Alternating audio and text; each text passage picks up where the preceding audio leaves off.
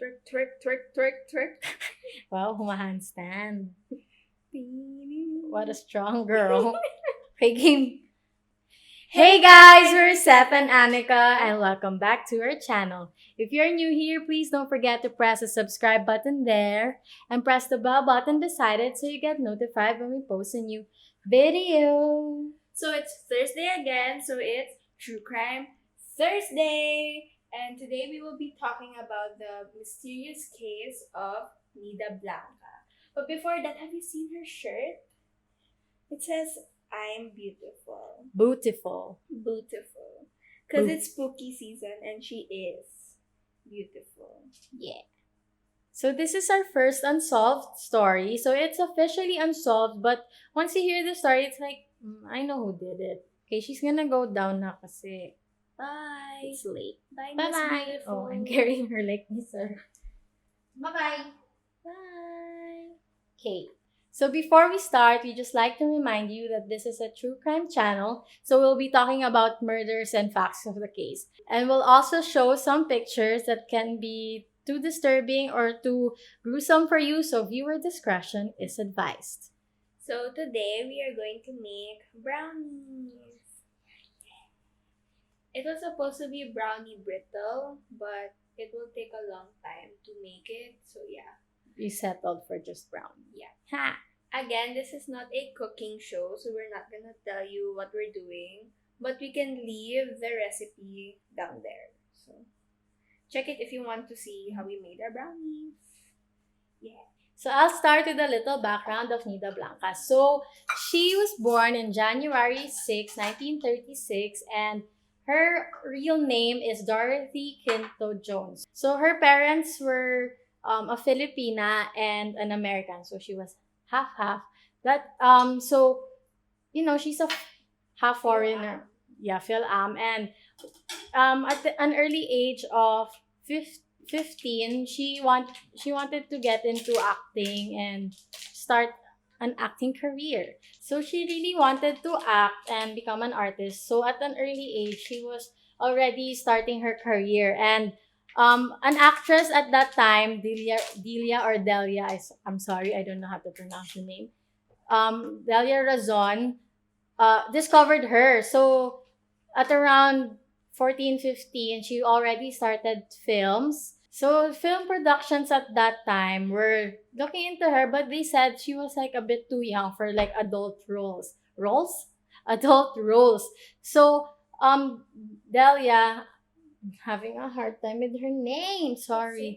Delia or Delia Razon went to LVN Pictures. So this is a big production company after the World War II, one of the biggest. And she urged the owner and the head of production to look into her and hire her as their talent. So during that time, at the age of her first film was around 15. I'm sorry. Her first film, she was around 15 years old under the LVN Productions. So she was doing mga backup or backup artist sa mga, what's that? Support. Hindi support basta sa background. Ganon. Sa background of yung mga films ni Razon. So, kasi Razon was a big actress then. So, she was doing support stuff on the side. And then, a few years after, she started getting her own roles. So, parang in one film, I think it was Korea, she was given a Korean role. Diba? Korean. So, she was given a role which was medyo big for her kasi she was budding pa lang pero she was given a big role. And then after a few years, in 1973, she was given a lead role in this TV sitcom, John and Marcia, which was popular in the 70s. So she became a household name in the industry because of this. And kaya siya sikat talaga until now. Like, a lot of 90s kids or 70s kids, basta yung mga kapanahunan nun. Like, they really know who Nida Blanca is because of her being the star of John and Marcia. So, she was with Dolphy during that time. And then just a trivia pala. Her name is Nida Blanca because she was super fair, super white, like for um artists that time kasi she was half American nga. So she was given the name Blanca by the head of LVN production because of her skin, and she used it as her last name, and chose Nida as her first name. So during that time also, she met a guy named Victorino Torres, which became her husband, and they married, and they had a child together named Kay Torres. So, but this marriage was fast lang. Like, at when Kay was 2 years old, yes, close kami si Kay. When Kay was 2 years old, her parents separated na, and after that, Nida Blanca met another man. Ooh. So she met Roger Lawrence Strunk. So Roger Lawrence Strunk was an actor and singer in the US. So he had some famous movies and songs. Like in 1960, one of his songs made it to top 31 in the Billboard. Hot Billboard? Is it just Billboard? Hot Billboard. Basta yon, yung listahan of top songs during that time. So he made it there. So he was kind of famous. And then in one of his projects, he went to the Philippines to shoot to shoot a film, and that's where he met Nida Blanca. As an actor, he also had a stage name. His stage name was Rod Lauren. So he was known as Rod. So they hit it off. Yeah, and they eventually got married in Las Vegas in the US. So, yung what happens in Vegas stays in Vegas, but they didn't. They went back to the Philippines and settled here. So Rod moved here. Wow. For Nida. Effort. So Nida and Rod were married for a long time, but they didn't have any children. During this time also, like during their marriage, during Nida's career, Nida was able to garner a lot of awards. Like she was named best actress in a lot of movies. She was very good in acting, which made her also very popular in the industry. So Nida, because of her great acting skill, she was reigned as the queen of movies. At that time. So now let's move forward to 2001. During this time, she was already retiring, like as an actress because she was medyo old na rin. And she was part of the MTRCB board. So she was part of those na nag-rate ng mga movies, like teleseries and stuff, na yung lumalabas ang programang ito ay rated SPG. Mga ganon. So sila yung nag-rate. Yan. She goes to their office in Atlanta Center in Green Hills twice a week. Twice a week. And so there, di ba, they have screenings of movies and films. Movies and films, pareho lang yun. I have to melt. Okay, she's gonna melt first. And wash my hands. So in her job, she had some screenings to do, like to, rate the movies. Usually, her screenings would take up until 5 p.m., 6 p.m., right, like that. So after their screening, she received a phone call inviting her to a wake in Makati. So she told the employees there, okay, I'm gonna, hello, welcome back. She said, I'm gonna go to a wake and then I'll see you guys tomorrow. Kasi hindi niya naman alam na mamamatay siya, di ba? So at the end of the day, at around 10 p.m., her personal assistant was wondering where she was. Kasi it was already 10, hindi pa siya umuwi, like after the wake in Makati. So what she did was, she went to Atlanta Center with two relatives of Nida, and they asked around if, did they see Nida leave the office, mga ganyan, or is she with friends, stuff like that. So she was asking around what happened to Nida. Kasi they believe na parang, baka sumama lang siya with her friends to go somewhere, ganyan. So Elena asked her friends also if she was with them. Pero no one said na she was. So they were getting worried na a bit. And then they asked the guard kung saan nag-work si Nida in MTRCB if she's still there. Pero sabi niya, yeah, she's still here. Hindi pa siya umaalis kasi yung car niya nandito. Pero wala naman siya doon. So, they were, ano na nangyayari? Ganyan. So, after that, why? Natapon mo na naman! Ang dami mo nang matapon. They got worried na kung asan ba siya talaga. Like, hindi na nila ma-pinpoint kung saan siya nagpunta. So, Elena went home after mga 11 p.m. na yon. Tapos hindi talaga nila mahanap. So, she contacted Rod, the husband of Nida, and she told her na she can't find Nida. And then the next morning, while a guard was doing his usual rounds around 8 a.m., he noticed a trail of blood in the parking of Atlanta Center. So it was in the 6th floor. So he followed the trail of blood. And to his surprise, he saw the dead body of Nida Blanca at the back of her car, which was a green Nissan Sentra.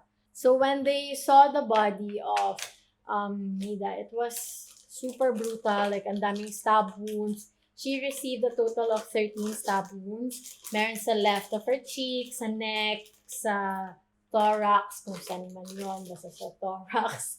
And na nag-hit sa jugular vein niya, which was the fatal wound. But according to their autopsy report, the wounds that she got were post-mortem. So this meant she got the wounds after she died. So after, patay na siya, tinaga pa siya.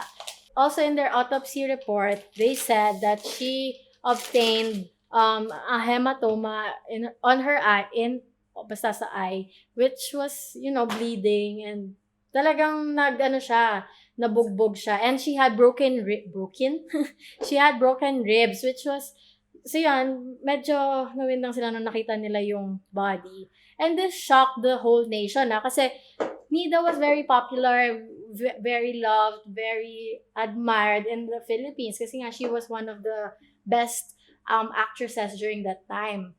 So it was really a shock to everyone that Nida Blanca was found dead in her car.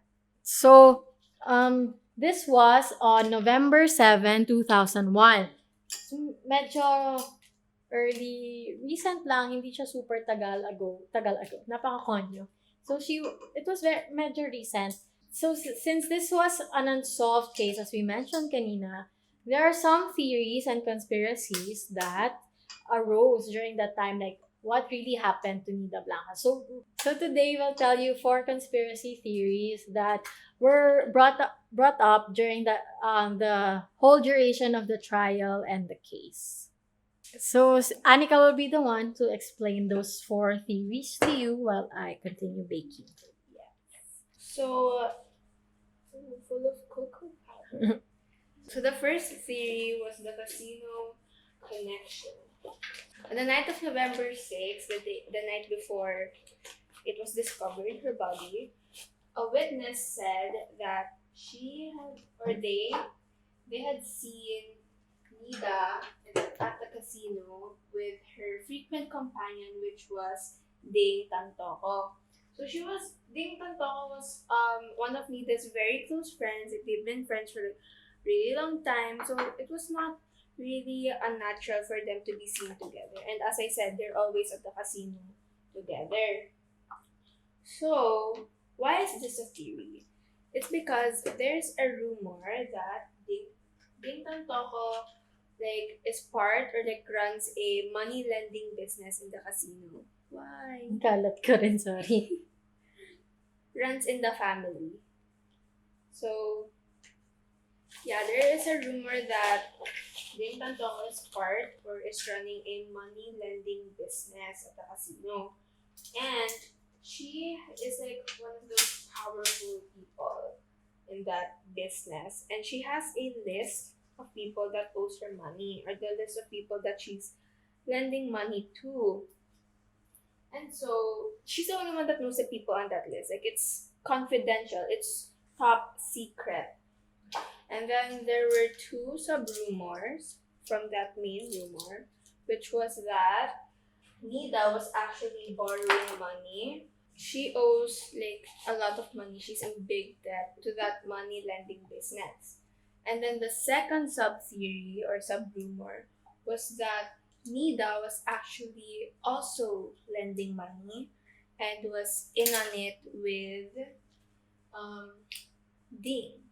So Ding got sick and like super sick, so she couldn't go on with the business.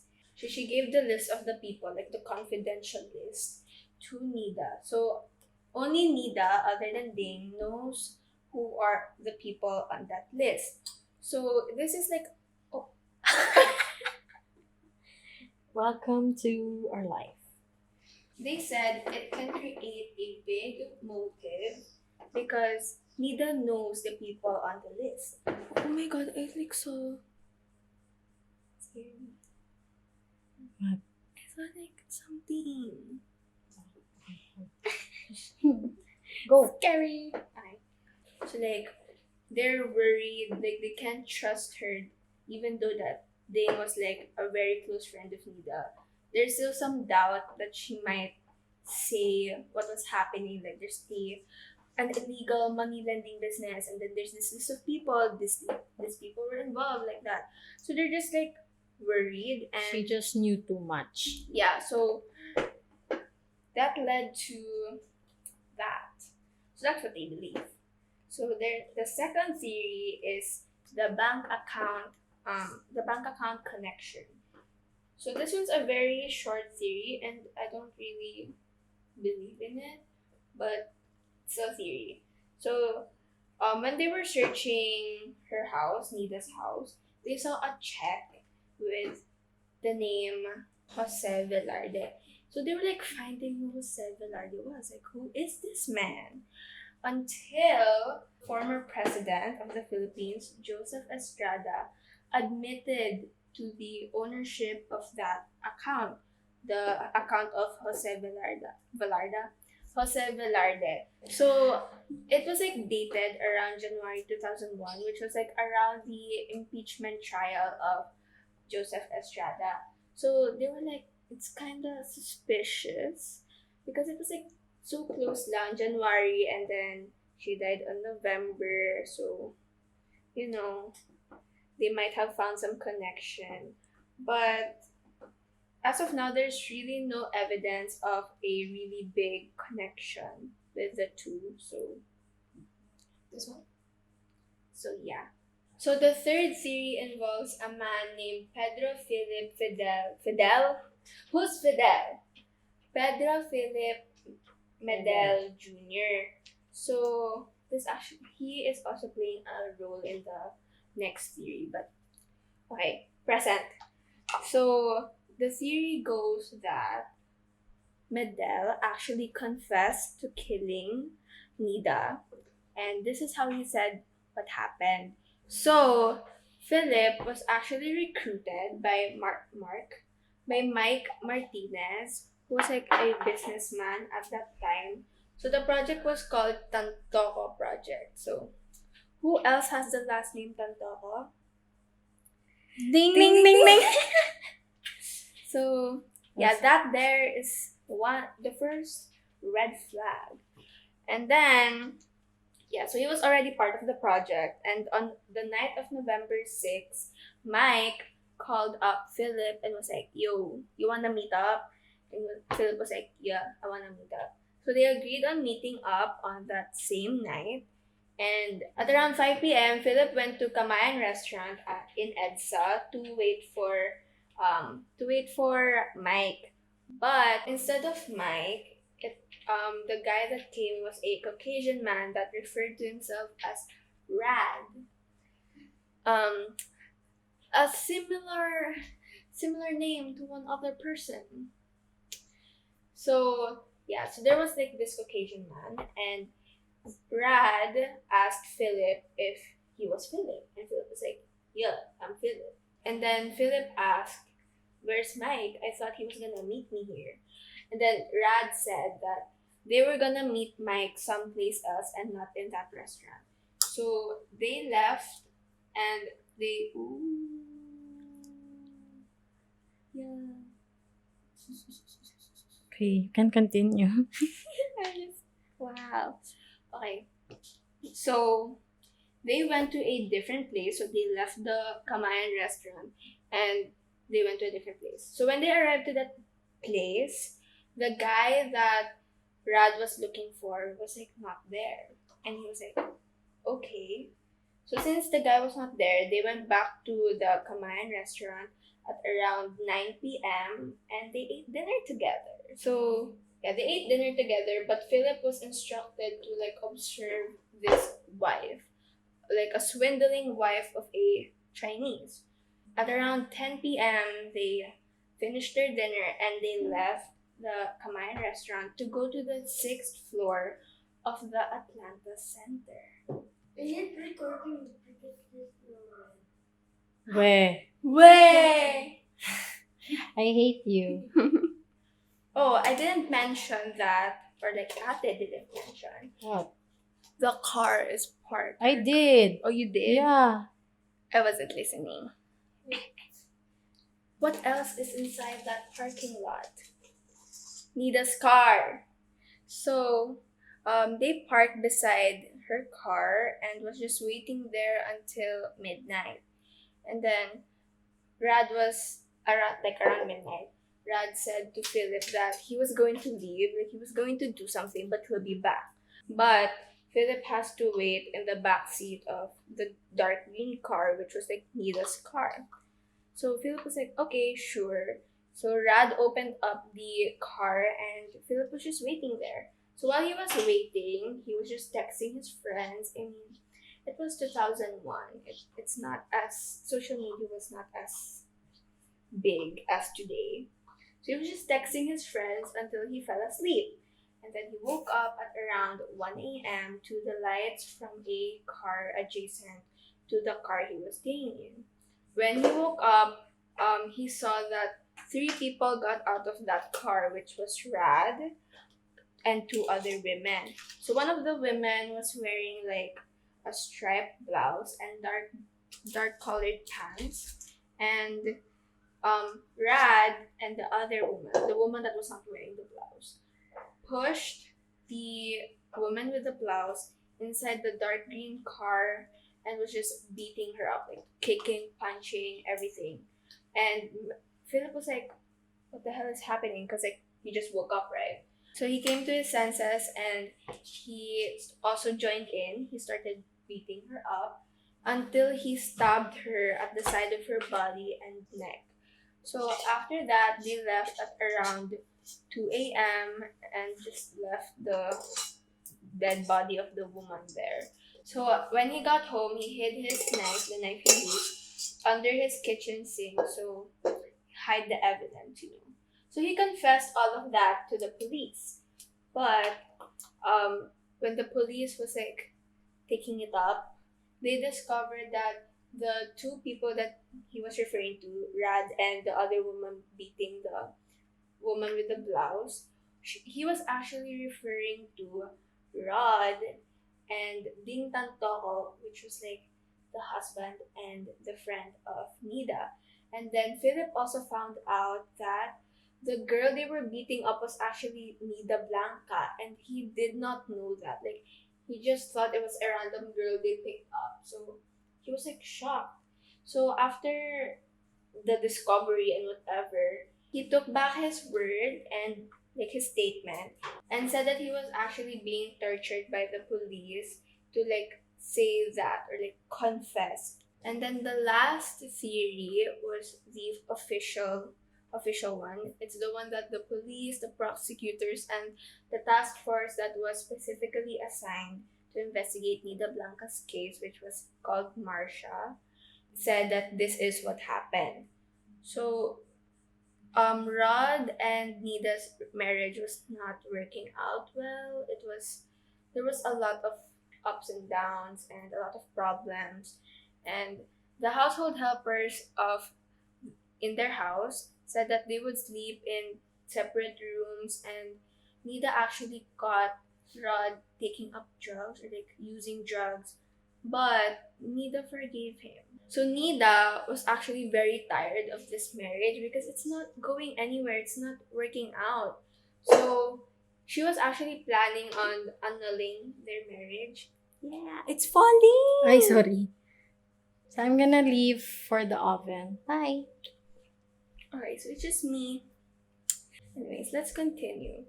So she wanted to annul their marriage because it's just not working out. Like, it's not going anywhere. What's the point of the whole thing? So Rod was like very, very irritated, or like he was worried because Nida actually took him out of her will, and her will had up to 85 million pesos worth of properties, and it was all to be given to her daughter Kay. And so like Rod was not in her will. So he was like a little worried that he's not gonna get any money. But it says that, so even though she has taken him out of the will, if she has not yet annulled their marriage, she's back from the oven. What? Oh, that's look. So even though she has taken him out of her will, but she hasn't annulled their marriage, he can get like a portion of the wealth, and not all to Kay. So that they said that was like a really big motive. And then in that theory, Philip Medel also took part. So they said that Philip Medel confessed that he did kill Nida. Like, he knew that it was Nida who he killed, and he was hired by Rod to kill her so that she wouldn't annul their marriage. But Philip actually took back his statement 4 days later. So it's like almost the same thing at the end from the previous theory. So he took back his statement and said that he was being tortured by the police to confess. So at around 2002, Rod was not yet arrested. He visited his mom in the US. So he left the Philippines and went back to the US to visit his mom, who was very sick and was about to die, but he never returned. So the Philippines filed a extradition request to the U.S. government, and Rod was actually arrested in his house, and he was taken to the Sacramento County Jail. But the U.S. government actually rejected the Philippines request, so Rod was out free in the world, and then the Philippines filed another extradition request, but the US government never gave an official response back to the Philippines. So extradition is as getting the accused back to the country of crime just para he can undergo trial. Yes. So in 2007, Rod made headlines again because he committed suicide by jumping from the second floor balcony of the Tracy Inn, which was the place he was staying for about 3 days. So when they were searching his room in the Tracy Inn, they found evidence that he really committed suicide. So we're unsure of what those evidences are, but there are evidence. And Philip Medel, he was found guilty and he stayed in jail until he died in 2010 due to pneumonia. So we actually have a law here that if the accused died, their criminal liability is extinguished and they cannot pass on that liability to another suspect or like another person. And they also cannot pass that liability to the heirs of the prime suspect. So yeah, it's sad because she didn't get justice. So that was the mysterious and unsolved case of Nida Blanca, which like, it boggles the mind, like bakit hindi nakuha si Rod. The But justice. yeah, but there are a lot of theories pa out there. So if you have other theories na you want to share, comment them down below. Or if you resonate with one of the theories we discussed, you can also comment down below. We want to discuss with you guys. So again, that was the story of Nida Blanca, the queen of movies. Yeah. So now we're gonna get our brownies. We're back with our brownies. Look at them. Oy, bawal ka niyan, chocolate. Look, they look so nice. Okay, we're gonna try it Taste out. test. Is it moist? Hey! Where are you going? Okay, you get one. It's medyo mainit pa. Mm. 1, 2, 3. Sarap. Feeling ko, medyo kulang pa siya sa bake, pero masarap. Medyo moist pa siya sa ilalim. Pero masarap na. So we succeeded again. Kinda. Sort of. Okay. So thank you again for hanging. Wait lang, may pagkain pa. Don't talk while your mouth is full. Okay, she wants to go down. Again. Bye-bye. But I'll hug her first. Okay. So thank you again for hanging out with us and watching us fail again with our mixing skills. Ang daming natatapon. And listening to our story. See you again next Thursday. Bye. Say bye. Bye.